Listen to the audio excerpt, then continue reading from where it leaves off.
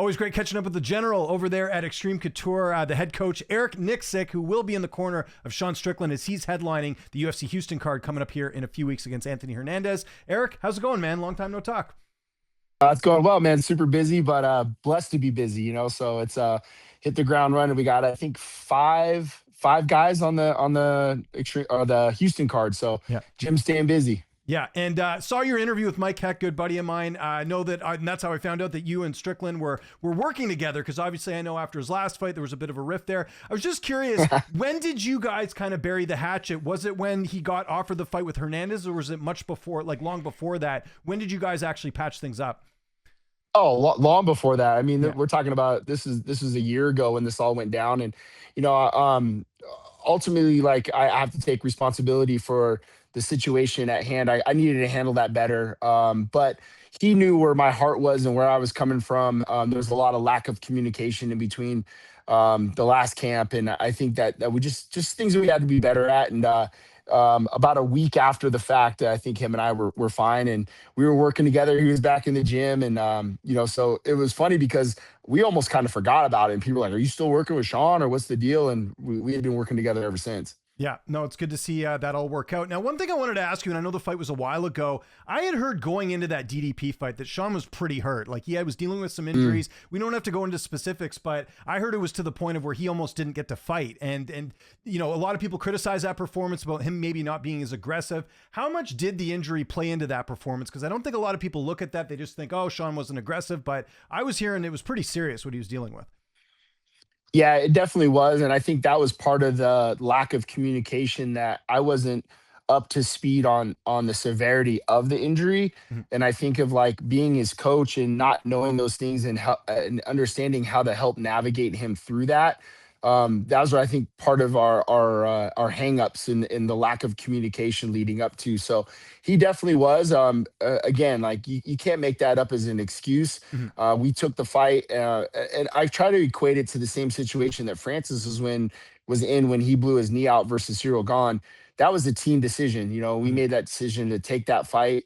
And then I just felt like I needed to be up to speed a bit more on where he was injury wise, and he understood where I was coming from. But that was DDP's night. We took the fight, and we didn't execute to our capabilities. And he's had a year off and has been able to heal and get back in the gym. So I'm looking forward to seeing how he looks on February 21st. Yeah, absolutely. And obviously, yeah, not making any excuses for the fight, but I did think there was that narrative that, oh, Sean doesn't want to engage. But when you figure out that he's got a pretty bad injury, it's kind of understandable why things would be a little bit different. So just wanted to throw that out there because I know you would Yeah, know, of all 100%. people. Yeah, 'cause Yeah, I you know how mean, fans are, right? They're like, he's not wanting to engage. And I'm like, did you know he had an injury going in there? Like that does make a difference, right? I knew a little bit of the injury, but just I don't think we knew the direct severity of it, Mhm. as well as we should have known as a team in a camp. And I think that's part of where my disgruntlement came in, was like, dude, I'm your brother. Like, Mhm. not only am I your brother, I'm also your coach, and allow me to help navigate. And I think partly because he made the decision, it's like, oh, I'm going to fight with this injury. He didn't want us to maybe like try to convince him otherwise. So all in all, it was a learning lesson, I think, for all of us. I definitely regret, you know, taking that frustration out on Ariel, which I should have done better. But I Mhm. think when people really understand all the circumstances at hand, it was a great learning experience for myself and Sean, and we're only going to be better because of it. So I talked to Jim West this week, who's obviously Anthony's coach, and he had mentioned that this fight had Yeah. been floating around for a while. Like I remember Sean kind of was like the insider, like breaking the news. I remember there was like an Instagram post, he's like, yeah, I'm fighting Fluffy. It seemed like this had been in the works since like November. Is that kind of accurate for you as well? That like it had been discussed for a while? It feels like it. I mean, dude, after Fluffy beat Roman, Fluffy looked at me right after the fight, and me and Fluffy are friends, and he gave me a big old hug, and he's like, "I got to take out one more of your guys," and then I kind of started laughing. I was like, "Fuck," Yeah. Yeah. So I knew exactly what he was talking about, and the way the division is lining up, this fight makes a lot of sense. Yeah, for sure. And you must be glad too that this fight got moved, because I think initially they wanted to do this in Australia, right? Was my understanding, and then both guys were like, "Hey, let's do this elsewhere," right? Yeah, yeah, just save us from that 24-hour trek and all the travel and then the taxes and everything else. But I love Australia, man. It's a great time out there. It's a great city. Sydney's always taken really good care of us as a team. So I love going out there, but it's also nice when you don't have to travel as far to be able to make those fights. You mentioned Roman Dolidze, obviously fighting Hernandez. You helped Roman prep for that fight. I know they're different fighters with Dolidze and Strickland, but as a coach, does it make it a bit easier prepping for a guy that you've already prepared for before, even though the styles may be different with the fighter you're working with? You nailed it. Complete different styles. So the game plan's got to be a little bit different. I think when you think structurally with Roman, I think with Roman, he felt he can implement certain things with his skill set, and Fluffy did a really good job of shutting those things down. And Sean and I were actually telling Roman a lot of that, and we have Edmund, we have Michelle Pereira in the gym, guys that have already been there with Fluffy. So there was a lot of information being floated around on just how good Fluffy really is, and not to take him lightly. So yeah, it's not a copy and paste game plan just because of styles, but you know what type of fighter Fluffy is with his pressure and how to try to implement some of that stuff into our training and our game planning as well. One of Sean's biggest assets is obviously his cardio, but he's kind of meeting his match here, right? Fluffy's known for that. I think that was part of the reason he was able to defeat Dolidze, is that he's got a really good gas tank. Do you think out of all the opponents that Strickland's fought, that Fluffy might have like the most cardio he's fought against? Does that come to mind? Like, it's obviously going to be a factor in the fight if this fight goes into deep waters. Certainly from the genre of style that he presents, I think his mat return style, his pressure, he does really, really well. He has a throwback style to him that reminds me a little bit of Randy Couture with the front headlock, the cradle series. Things that he does in his route selections on the ground are just excellent, man. And he's a guy that just will rely on his chin, but then also relies on that cardio, and then keeps that kind of like that pressure style of grappling where you just see guys break, man. Mhm. So he's developed his game very well to fit his style and his needs, and it's going to be something that we're going to have to do a good job of combating. Um, and then as far as training partners, you mentioned some of them are obviously the usual cast of characters: Michelle Pereira, Edmund Shabazian. Anyone else we're missing? Who else does he get to work with a little bit for this one? Mansoor, Alex Polizzi, Mhm. um, Austin. We got a young kid in there named Austin who's an up and coming prospect. Yeah, there's been a ton of guys it's been all hands on deck, to be honest with you. Mhm. Him and Mansoor had these crazy ass rounds yesterday, so it's Nice. fun. It's fun getting like the young, like I say rookies, but the young guys involved in those style of camps, because it just, you need to have all hands on deck when you're fighting a guy like Fluffy and you're looking to get back into title contention. Yeah, and I'm sure Mansoor keeping Sean a bit young there, and two opposite guys, right? Like Mansoor's like this well-mannered, like, devout Muslim and all that, and Sean Strickland's like kind of the opposite. I think it's cool though that they're friends, because I always bring Yeah. up that when we do our interviews with Mansoor, like he really looks up to Sean, and I know a lot of fighters in the gym do, as far as that leadership quality that he has. Yeah, Sean's a big brother to a lot of these guys, and I think it's important for a guy like Mansoor to be around these types of fights, that the main event, that title contention fights, because he's going to be there someday too. So being involved is very important, not only for his growth and maturation, but understanding what championship level sparring and game planning and all that stuff, what it looks like. So having him in the room is definitely an asset for us. Without giving away the game plan, how do you envision the fight playing out on February 21st? Oh man, it's going to be a war. This is going to be a fun fight. Just two guys that are on the front foot, and no one really likes to take a backward step. And I envision Sean applying his style of pressure, and we're going to have to keep things on the feet and negate some of those takedowns, and not only the takedowns, but the reroutes and the mat returns. So I'm looking forward to it, man. I have nothing but love and respect for Jim West and Fluffy and that team. So we're going to have to come with our A game, and hopefully go out there and get a win, and then put us right back in title contention.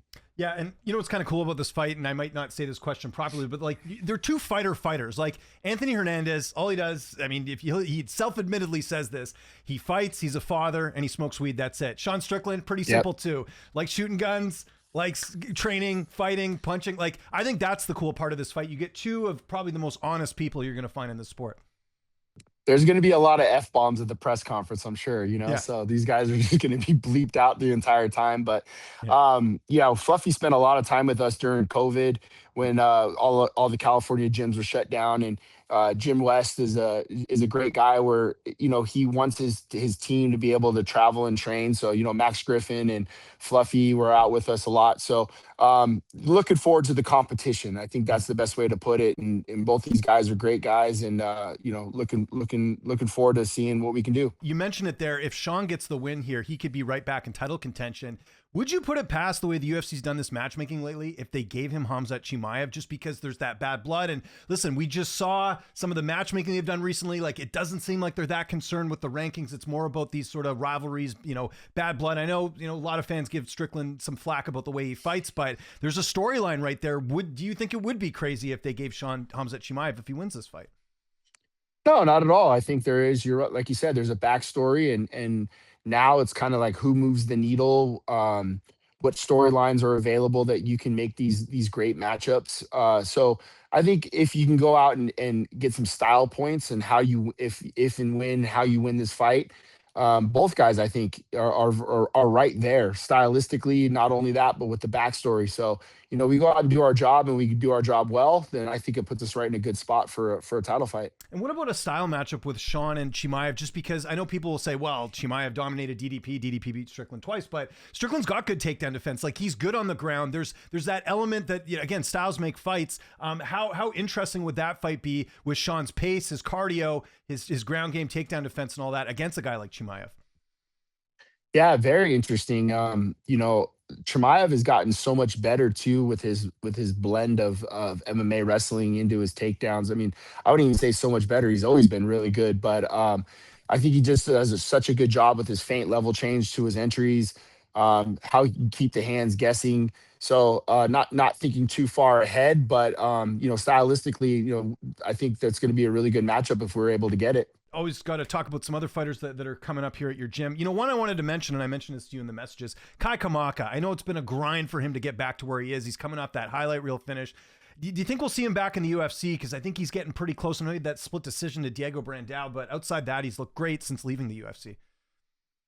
I hope so. I really do, man. I think that's where he belongs, skill set wise. We see him in the room with some of the best featherweights with Danny Ige, Julian Erosa, C-Rod, Jeremy Kennedy. There's just amazing featherweights in the room.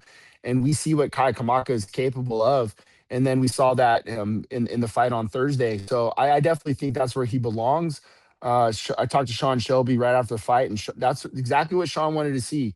And I think that's what we all wanted to see. We wanted to see Kai go out there and leave it in the cage, leave it all on the line.